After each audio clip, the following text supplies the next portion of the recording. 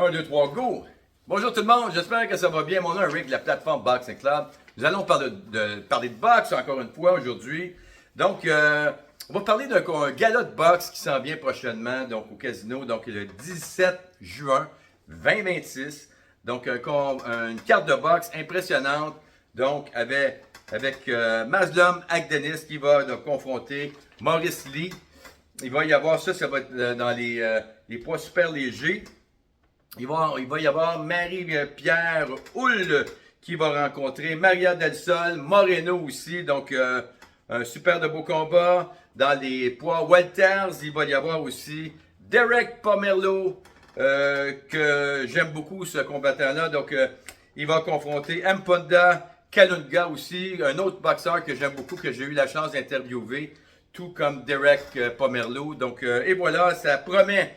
Donc, pour la carte du 17 juin 2026, fan de boxe. Et je vais vous parler aussi, donc, hier, je vous ai parlé de Pringa, Anthony Joshua. Je vous ai dit que Pringa était menaçant. Et oui, Pringa est menaçant, même si, selon les statistiques, il n'a pas rencontré donc les opposants donc que son adversaire a rencontré. Donc ça c'est clair. Anthony Joshua, ça va être probablement une légende de la boxe. Il a rencontré les meilleurs. Il a rencontré aussi Vladimir Klitschko. Il a gagné ce combat-là.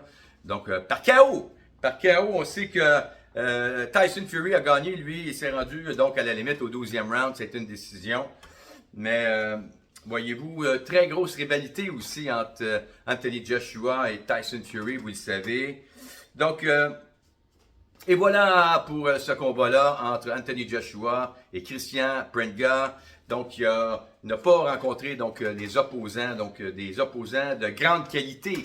Mais ça ne veut rien dire parce que j'avais dit la même chose contre Vianello quand il s'était battu contre Makhmudov. Je me suis trompé parce que Vianello a très bien performé contre Makhmudov. Et l'affiche s'affiche avec les autres combattants ne m'avait pas impressionné, mais il m'a grandement impressionné sur le ring. Donc, ça ne veut rien dire. Prenga demeure menaçant. Donc, ça, c'est clair. Donc, et j'aimerais terminer aussi donc avec un combat important. Vous savez que Benavidez et Bivol, on parlait beaucoup de ce combat-là, mais au dernier combat de Benavidez a été contre Ramirez, a été vraiment impressionnant. Il a mis Zurdo Ramirez, KO. Donc, est-ce que vous pensez que Dimitri Bivol et l'équipe de Eddie Hearn vont vouloir s'en prendre donc à David Benavidez, fan de boxe? Poser la question, c'est peut-être y répondre en partie, fan de boxe. Donc, et on voit de plus en plus donc des affiches entre Dimitri Bivol et Arthur Beterbiev. Je crois que c'est en négociation probablement, même si ce n'est pas officiel.